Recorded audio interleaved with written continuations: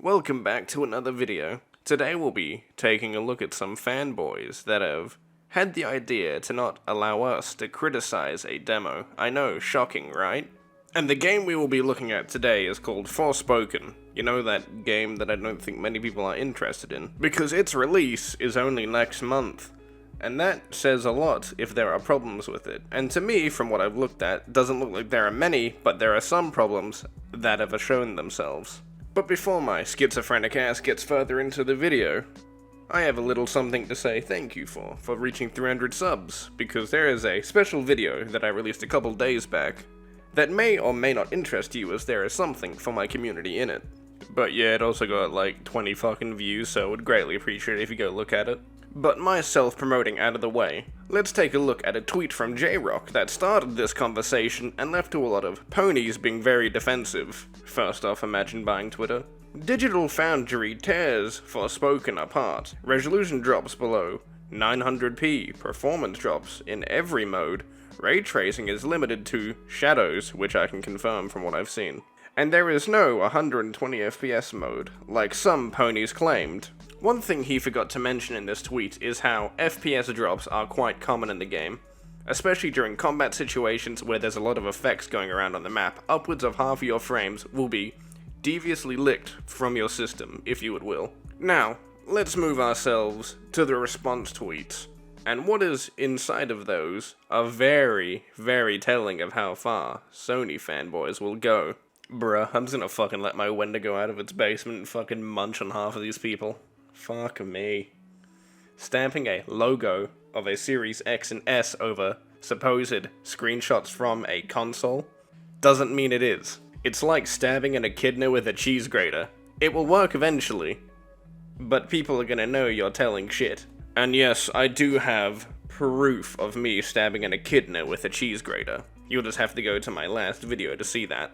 Now, this Chad individual shows up and says, "That's crazy, because here's the exact location on my Series X. What a shame. You could have fooled us all. But someone took the time to prove you wrong, and I'll give him credit for that."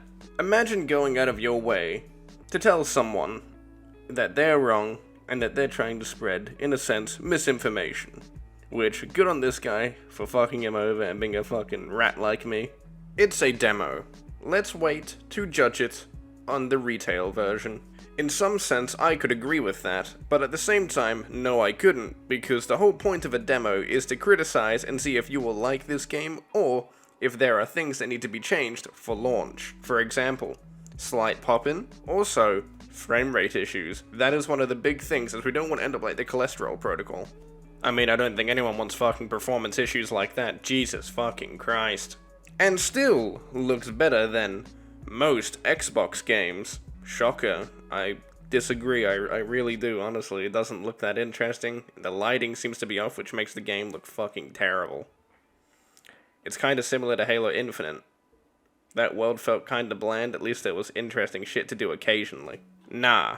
Red Dead Redemption looks as good as God of War on the OG Xbox One. Honestly, I won't lie, I would love to know which Rockstar employee summoned a fucking Wendigo and like maybe a little like gypsy shaman to figure out how to get this game to run so well while looking so good. Now, let's take a look at the final tweet. It's a demo.